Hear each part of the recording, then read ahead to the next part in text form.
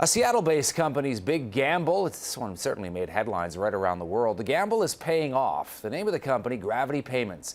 Dan Price, its CEO, it's a credit card processing company, caused waves earlier this year by raising the minimum wage to $70,000. $70,000 for all of his employees. Now, you might remember there were critics, a lot of them, who were quick to jump on and saying it was only a matter of time before the firm would go bust. But now, quite a different story. The company reaping rewards. And to tell us more, Dan Price, the founder, CEO of Gravity Payments, joins us now from Seattle. Great to get you on the program, Dan. Thanks for your time today. Thanks for having me on, Todd. Really pleased to be with you. So where do things stand now, early November, for Gravity Payments? You know, we still have plenty of challenges. I'd say we're as big of an underdog as we ever have been. But the human impact from this has just been tremendous to be a part of. You know, I really wanted people to just be able to live a normal life, and I didn't have full awareness that the system and company that I had set up was really designed on people working really hard, supporting our company, supporting our clients, but it didn't pay them enough to live that basic lifestyle. And so to be able to see somebody not have to commute 2 hours to work every day anymore, that's been super great.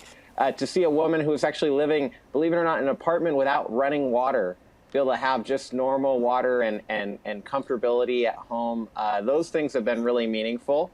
And we're hopeful that we can actually create a long-term economic success out of this. But for now, we're really enjoying the human impact, and we're working really hard. And financially speaking, how are you guys doing? You know, it's still really early to say. There's been some spikes up and down that we've had, like we always have in the normal course of business.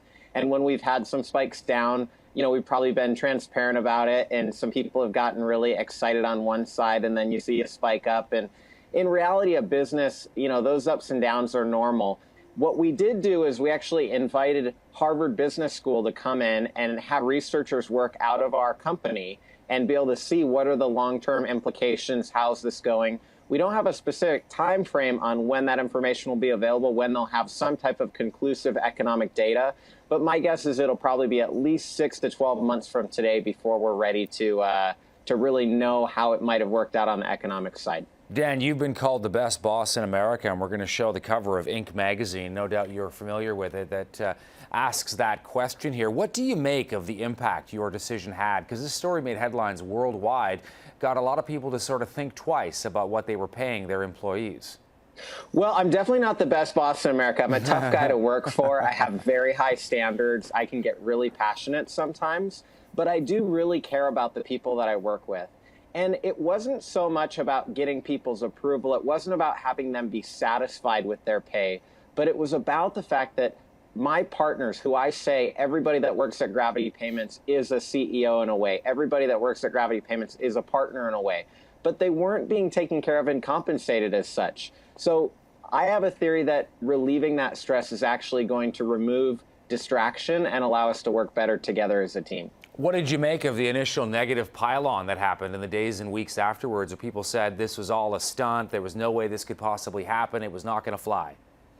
It wasn't surprising to me that much, because I do think when you look at the reaction and how excited and exuberant people were about the decision, you know, it was a little bit out of proportion. We're a small company based in Seattle, and there was this global reaction in countries all over the world.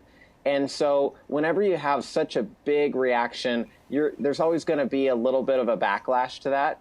And for us, our clients are actually independent business owners. They don't pay a lot of attention to the media. And so if we can inspire this type of behavior from other companies where it can work for them, I think that's a huge positive.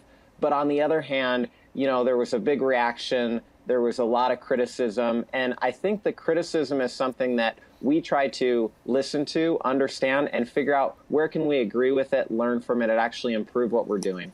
Dan Price with Gravity Payments joining us from Seattle. I know you got a book coming out as well. Thanks so much for taking time. Best of luck with that project. We'll be following it closely, Dan.